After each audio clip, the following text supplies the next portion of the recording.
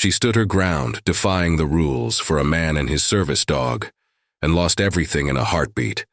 But what happened next? The ground shook beneath her, and the sound of military boots echoed in the air. This isn't just another dramatic story. This is a black-voiced dramatic story where humanity, dignity, and courage collide in the most unexpected way. If you want to hear more jaw-dropping emotional tales like this, don't forget to subscribe, like, and comment below. Your how. Voice Matters. Part 2. Story Development. Increasing the tension. Grace Donnelly had always believed that what truly mattered in life could never be found in books or rigid rules. It was in the values people carried within them, the ones that couldn't be measured by numbers or regulations. The Muga Café was her heart and soul, a place where every cup of coffee wasn't just a drink, but a warm welcome, a silent comfort for the veterans who walked in, searching not just for caffeine, but for a moment of peace after the battles. They fought, both on and off the battlefield. Standing behind the counter, Grace had learned to read the subtle signs of those who needed to be heard. She could tell when a veteran needed a dark roast to hide the heaviness in his heart, or when someone just wanted to sit in silence, not speaking a word, but needing the safety of a quiet space to let their pain slip away. She wasn't a therapist, not a social worker, but she knew how to help them heal in the gentlest way possible, through care, presence, and unspoken understanding. But today, everything would change. Not just once, but in a way that would leave a permanent mark on her heart. Grace stood behind the counter, gazing at the door. The morning sunlight poured in, casting long shadows across the room as veterans filled the café, clutching their mugs, each one carrying the weight of untold stories. Grace could see it in their eyes. These weren't just customers. They were survivors, people who had lived through hell and back, and for them this café wasn't just a place to grab a drink. It was a sanctuary, a safe place where they could finally breathe again. Then the door jingled once more, and she saw Ray McMillan walk in, with Shadow, his service dog, at his side. Ray was a familiar face. He didn't talk much, but he always showed up. And that meant something. Ray was a former Marine, a man who had seen more than his share of battles. Shadow wasn't just a dog to him. Shadow was the last link to his sanity. The two were inseparable, and Grace knew that Ray came to the café not just for coffee, but for the peace he found in the presence of his dog. "Morning, Ray. Same spot?" Grace smiled, her voice warm, inviting. Ray nodded, leading Shadow to the corner by the window. The dog lay down quietly, his gaze alert, scanning the room. Grace watched them for a moment, before turning back to the espresso machine. But as she did, she felt the air shift. The quiet hum of the café grew tense, like the calm before a storm.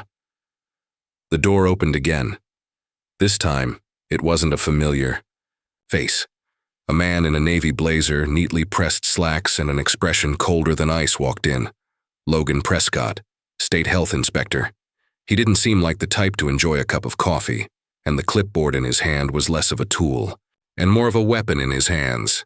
He moved through the café with a detached efficiency, tapping on metal surfaces, checking labels, pulling open refrigerator doors. Then he saw the dog, his eyes locked onto Shadow, and he stopped dead in his tracks.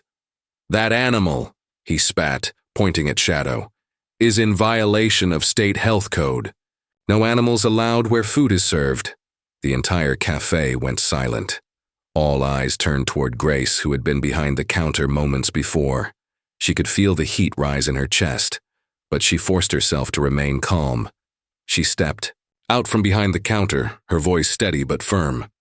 "He's a registered service dog," she said, her tone never wavering. "Under the Americans with Disabilities Act, he's allowed to be here."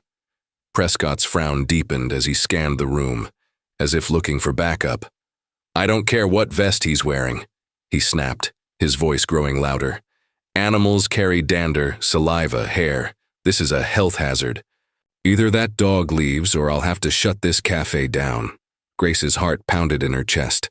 She glanced around the room, seeing the familiar faces of the veterans who had gathered for Heroes Hour. She knew she couldn't let this go. Not now.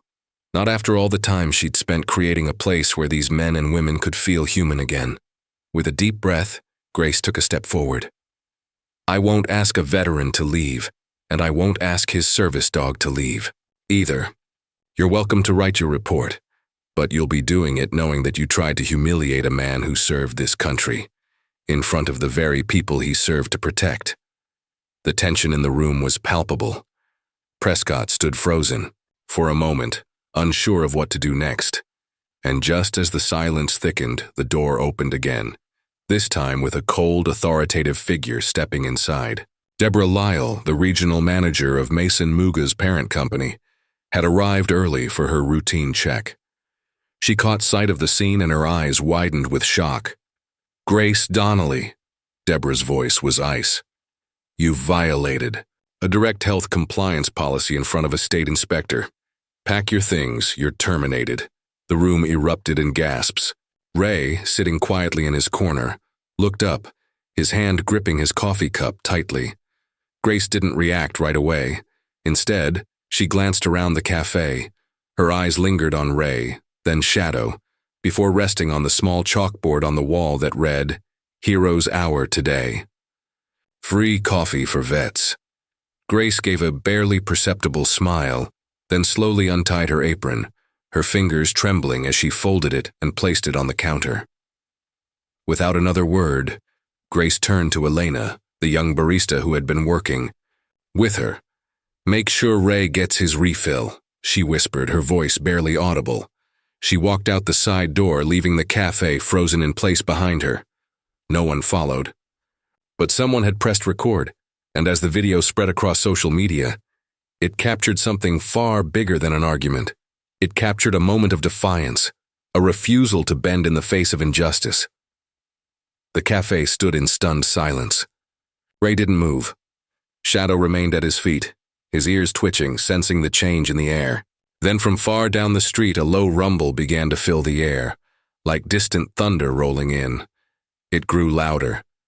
Chairs shook, the windows hummed, the ground vibrated underfoot. One by one, the patrons stood, peering out the window.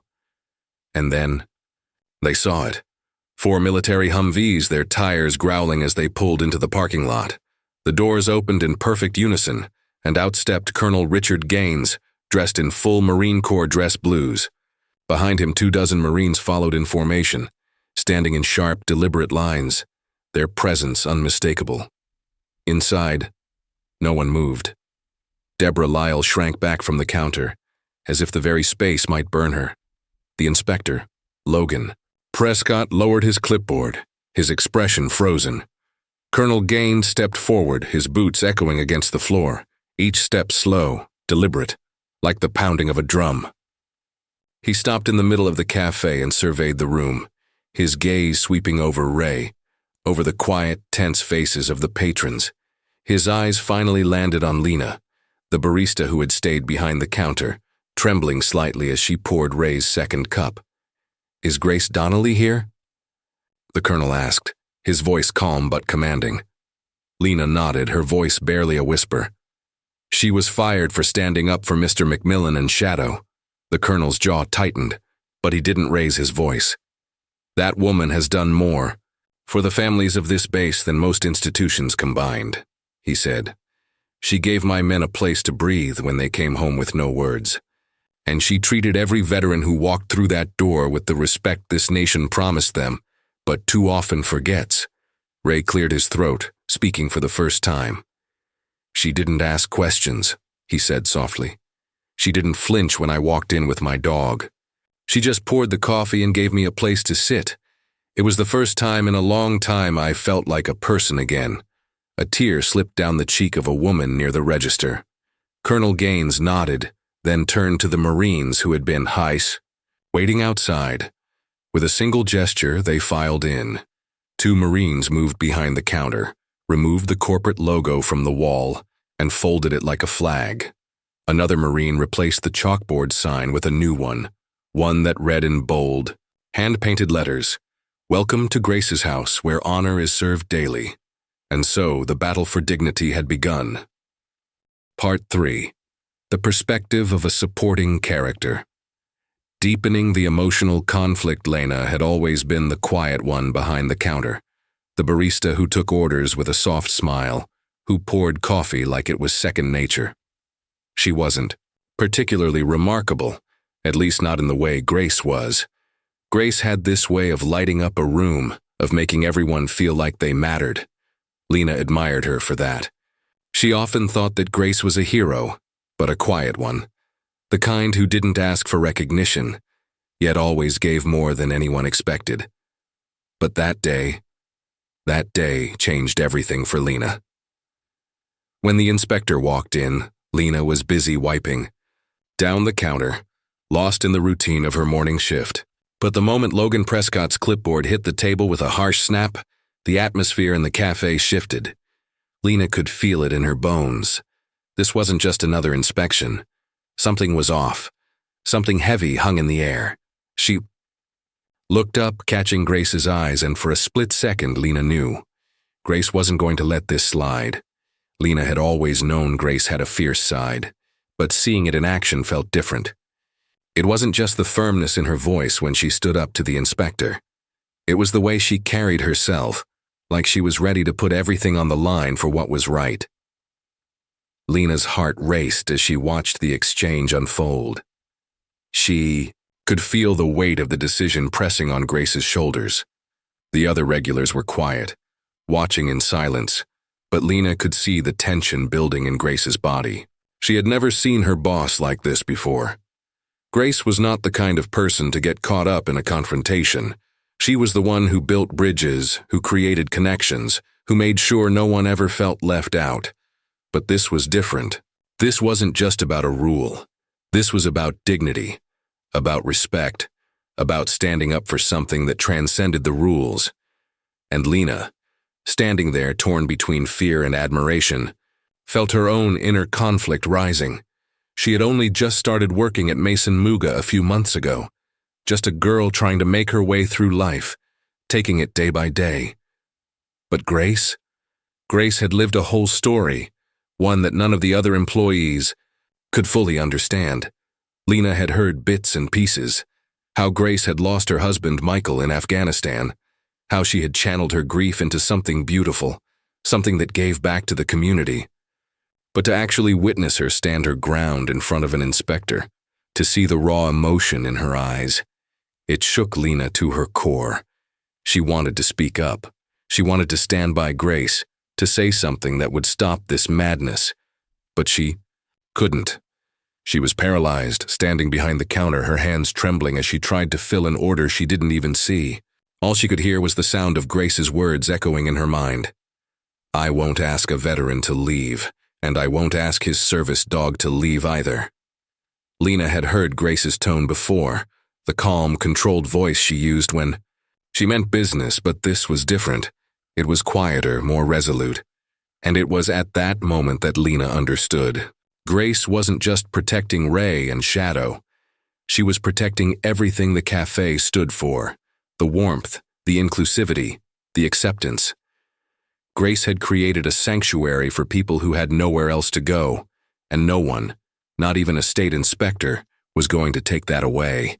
But then came the blow. The words that shook Lena's world. "You're terminated." The weight of that moment hit Lena like a ton of bricks.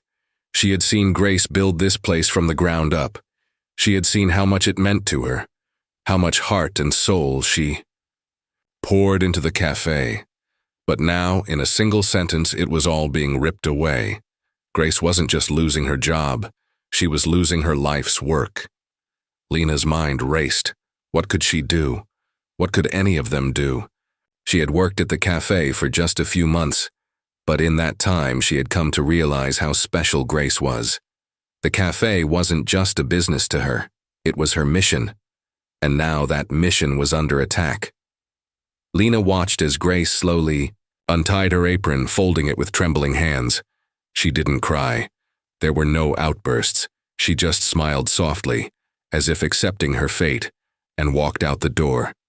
Lena stood frozen behind the counter, her own hands shaking.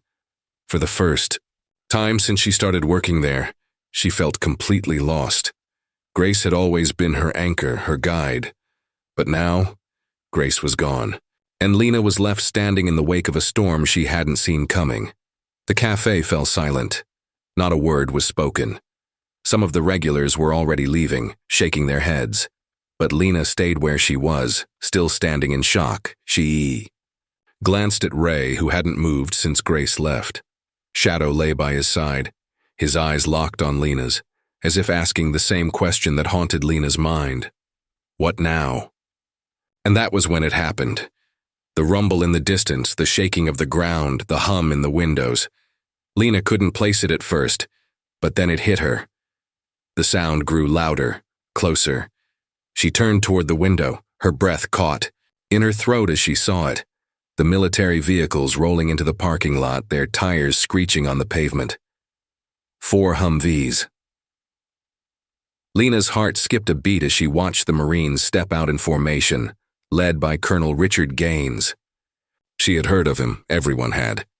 But seeing him here, standing in front of the cafe, was a moment that would stay with her forever.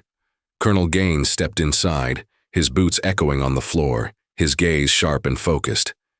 He didn't look at the cafe. He didn't even acknowledge the other patrons. His eyes were fixed on Lena, and when he spoke, it wasn't to ask what had happened. It was to honor what had been lost.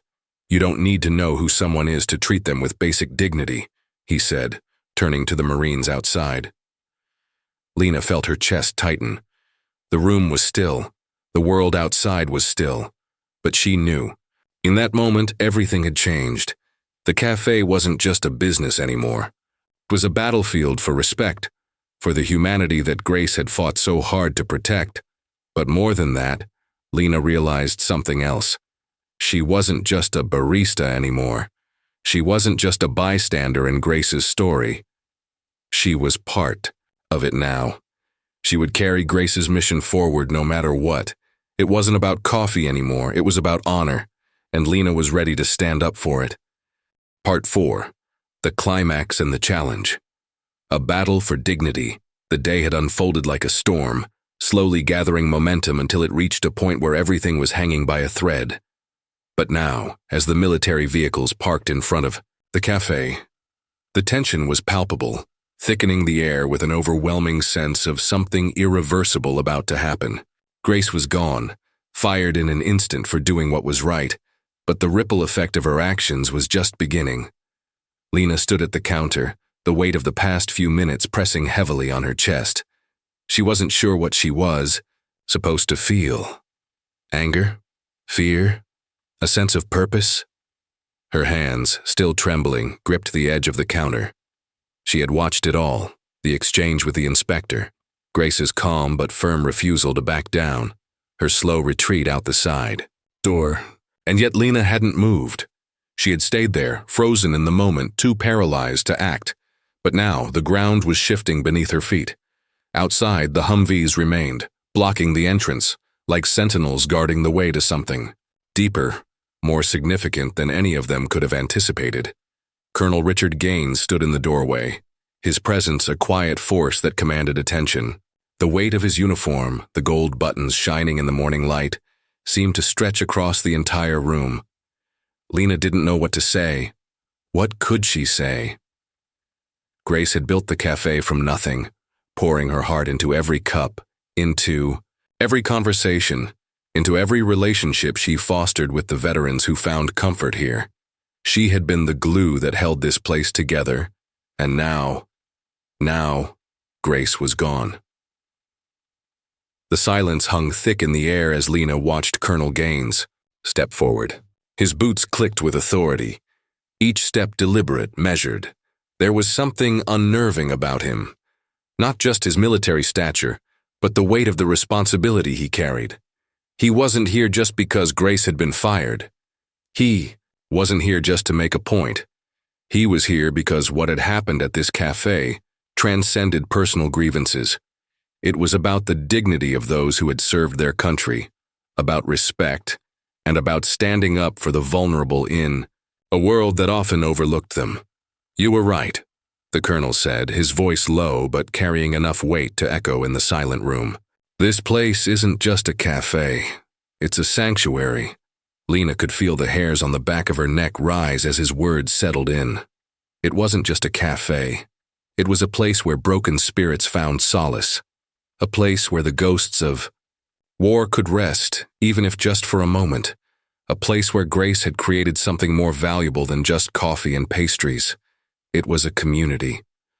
Lena looked at the faces around her, the veterans who had come for Hero's Hour, the ones who would never have stepped foot in another cafe, and realized that Grace had built something that couldn't be replaced. Not by a corporation, not by a law, not by any rule book, but now it was all hanging in the balance. The inspector, Logan Prescott, stood at the counter, his arms folded, eyes narrowed. He had watched everything unfold with a cold detachment. But now that the Marines were here, there was something in his eyes, a flicker of uncertainty, perhaps even regret. He had come to enforce a rule, but now that rule was being challenged by something far bigger than the regulations he'd been trained to uphold. Lena's stomach twisted as she felt the weight of the moment. A choice was being made, not just for the cafe, but for all of them, for the veterans, for the community, for Grace. It was a choice between standing up for what's right and succumbing to the pressures of authority. It was a choice between preserving the humanity of this place and letting it be torn apart by a cold, bureaucratic system. Colonel Prescott's voice was tight, defensive. This is a violation of state health regulations. I'm only doing my job. Colonel Gaines didn't flinch. His gaze never wavered. Your job? He asked. Your job is to uphold the law. But what happens when the law stands in the way of doing what's right? Prescott's face turned red. You can't just let personal feelings cloud judgment. There are rules, there are standards. They exist for a reason. Those rules, Gaines said, his voice unwavering, have broken people like Ray McMillan and others in this room, and they'll break more if they're followed blindly. Lena's heart was pounding now. She could feel her body tensing, ready to burst. She had watched Grace fight for this place. She had witnessed it firsthand, the way Grace gave veterans a space to be themselves, to heal without judgment. Grace had always said that the cafe was a place where people didn't have to perform, a place where they could simply be. But now, Lena was faced with a decision. What kind of person was she going to be? Would she let Grace's legacy fade away because she was too afraid to act? Or would she stand with Grace, stand with what was right, even if it meant facing consequences she wasn't prepared for? Her breath hitched. She looked at the door where Grace had walked out just minutes before. Grace wasn't there to lead them now. It was on Lena's shoulders. She felt the weight of that responsibility settle over her like a heavy cloak. The choice was hers. You don't get it, Prescott snapped, his voice rising. This is a business, not a charity. You can't just throw out the rules because you feel like it's the right thing to do. Lena's fists clenched. It was true that this was a business, but it was more than that. This was Grace's life's work, and the veterans in this room weren't just customers. They were people who had seen more horrors than most could ever imagine. They didn't need rules. They needed humanity.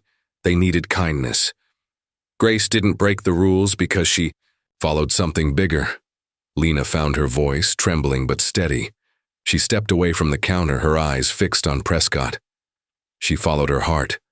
And if that means breaking the rules, then so be it. She could feel the weight of every eye in the room on her now. The veterans, the Marines, Prescott. For a moment, everything seemed to stop. The only sound in the room was the soft ticking of the cafe clock, marking time as it slowed. It felt like the world was holding its breath. And then, Colonel Gaines stepped forward, his voice calm and strong. Lena's right. This place is a sanctuary, and what Grace built here, we will protect. Lena's heart skipped a beat. She didn't know what the next moment would bring, but she knew one thing. She wasn't going to back down. Not now. Not after everything Grace had fought. For not after all the lives Grace had touched with her simple act of kindness. It wasn't just about coffee anymore. It was about preserving something sacred, something irreplaceable. I'll tell you what we'll do, Colonel Gaines said, his gaze firm. We'll make sure this place stays open. We'll stand with Grace, even if it means standing against you." Lena felt a rush of relief wash over her, but the tension wasn't gone yet. They still had a battle ahead, one that would stretch far beyond this cafe. But for the first time, Lena felt a fire ignite inside her. The choice had been made, and she was ready for the fight. Part 5. The Conclusion and the Lesson. A story of courage and dignity. The cafe stood still for a moment longer, its silence echoing the deep sense of reverence and weight that had settled in the room. The tension in the air had not completely dissipated, but there was a shift, a recognition that something profound had happened. Grace's absence was felt, but her legacy, the values she had instilled in every corner of the cafe, was stronger than ever. Colonel Gaines took one last look around, his gaze meeting the eyes of the veterans, the patrons, and Lena. He gave a small nod, almost as if to say that his work here was done. His Marines, still standing at attention outside, moved inside to stand guard. Not as soldiers with weapons, but as protectors of the community that Grace had worked so hard to build. "You've done more for these men and women than anyone could have imagined," Gaines said to Lena, his voice soft but firm, "and you will continue that work." Lena felt a mixture of disbelief and awe. She wasn't sure she was the person who could carry that responsibility, but the more she thought about it, the more she realized that Grace had passed the torch, and now it was up to her to carry it forward. In the following days, things didn't immediately go back to normal.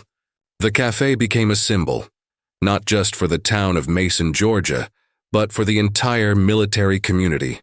What had happened that morning was more than just a protest against bureaucracy. It was a stand for dignity, for the belief that every person, no matter their past, deserved respect. Lena worked tirelessly to keep the spirit of the cafe alive. She had learned from Grace that it wasn't the coffee that mattered most. It was the space, the quiet moments, the understanding, the small gestures that allowed people to feel seen, heard, and human again. And that was what Grace had done every single day.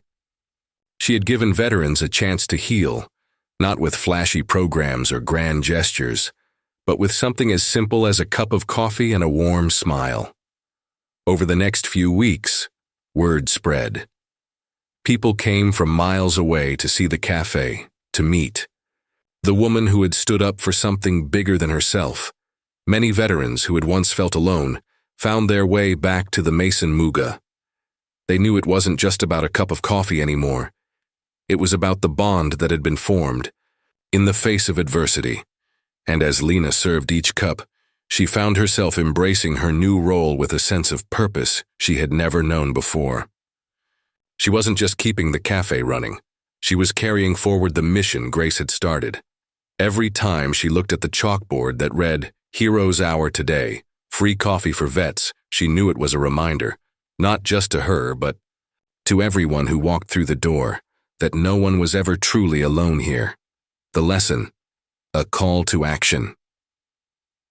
What happened that day at the cafe wasn't just about a dispute between a manager and an inspector. It was a confrontation of values.